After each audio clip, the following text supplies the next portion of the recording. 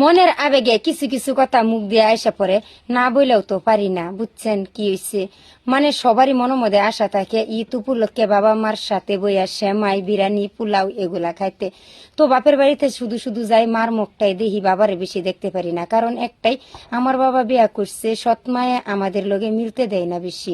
তো বিরাটই মনের মধ্যে খারাপ লাগছে। আজকে 3 দিন ধরে ঈদ হয়ে গেছে, কিন্তু বাবার মুখটা এখনো দেখছি না। সেই বাড়িতে দেখার মতো আঙ্গর যায়া দেখার মতো আঙ্গর সামর্থ্য নাই, মানে উনি দেখবার দিত না। যদি রাস্তাঘাটে বাহির হতে যদি বাবারে দেখবার পাই, তো মনের মধ্যে বিরাটই খারাপ লাগছে। ঈদ উপলক্ষে যে বাবার লগে বসে হায়রা খাইতে পারছি না।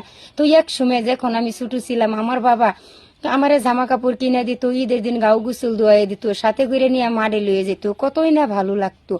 আজকে বাবার মুখটা দেয়া হয় না, কারণ একটাই, বাবা যে বিয়া করছে সৎ মায়ে আঙ্গুর লগে মিলতে দেয় না। তো মনের মধ্যে বিরাটই খারাপ লাগে, দুঃখ লাগে, কি করবো, না বইলেও পারি না।